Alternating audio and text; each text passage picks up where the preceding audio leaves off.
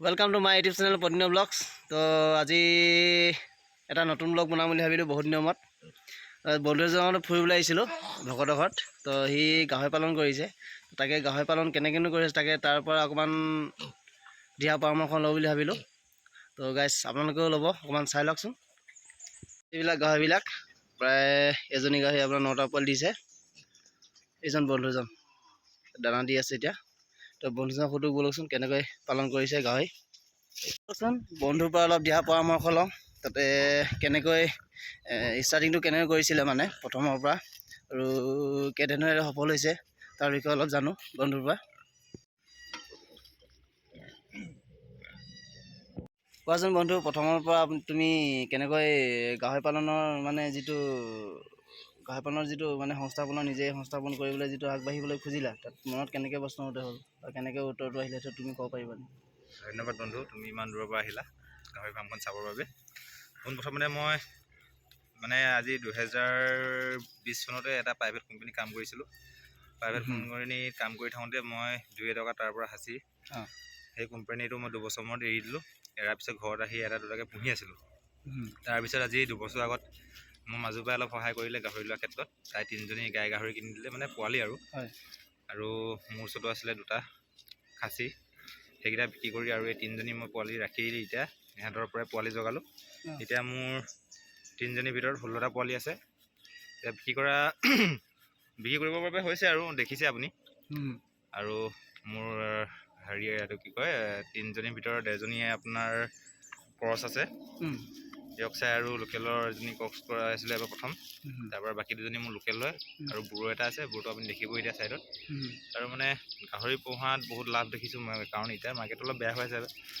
আগতে আজি 3 মাহ মানৰ আগতে গাহৰি মানে অকণমান বেমাৰ আহিছিলে, সেইটোকে মাৰ্কেট অলপ বন্ধ হৈ যোৱাত গাহৰিবোৰ ষ্টক হৈ গ'ল। ষ্টক হোৱাত গাহৰি দামটো এতিয়া কমি আছে, কিন্তু বহুত বেছি কষ্ট নহয়। মানুহৰ বহুত কষ্ট হয় বুলি গাহৰিখন ইমান কষ্ট নহয়। যদি আপুনি ভালদৰে মন দিয়ে আপুনি সফল হ'ব, কাৰণ গাহৰি আপুনি 6 মাহ বা 7 মাহ পুহিলেই হ'ল, 80 কেজি 70 কেজি আৰামছে হ'ব। কিন্তু আপুনি কষ্ট কৰিব লাগিব অলপ।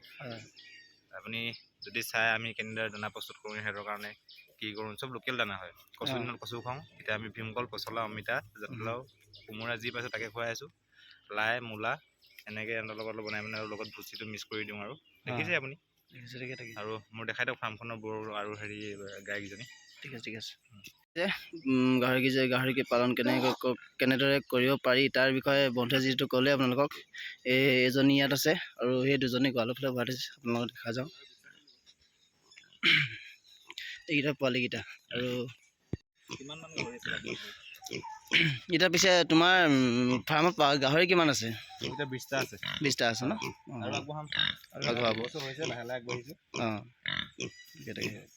এইকেইটা আগবাঢ়িবৰ কাৰণে এতিয়া এটা দুটাকৈ আগবাঢ়িছোঁ আৰু এজনী গাই এইটো গৰুটো মোৰ, এইটো লোকেলৰ হয় ন? ইয়াৰ 6 মাহ হৈছে। 6 মাহ হৈছে ন?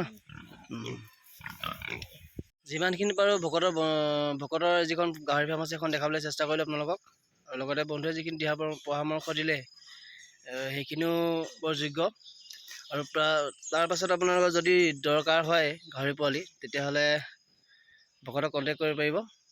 ঢকুৱাখানাৰ বাগিচা গাঁওখন নাম। তো কণ্টেক্ট কৰিব। নাম্বাৰটো মই লিখি দিম বাৰু আপোনালোকক। এয়া দেখিছে সম্পূৰ্ণ থলুৱাৰে বনোৱা গাহৰি দানা। আপোনাৰ মূলা দিছে, কল পচলা, প্লাছ আপোনাৰ কল, ভীমকল মানে আঠিয়া কল। এয়া দেখিছেনে? তো কাটি আছোঁ, ময়ো কাটিছোঁ লগতে, সেইটোৱে কাটি আছে। অলপ কাটি চালোঁ কেনেকুৱাটো লাগে, নিজে অলপ কৰিম বুলি ভাবিছোঁ যেতিয়া। তো ভিডিঅ'টো চাই লৈ ভাল পালে লাইক, কমেণ্ট, শ্বেয়াৰ কৰি দিব, যাতে ইয়াতকৈ বেছি অলপ আগবাঢ়িব পাৰোঁ, অলপ ইউটিউবৰ দুনীয়াখনতে থাকিব পাৰোঁ। Thank U.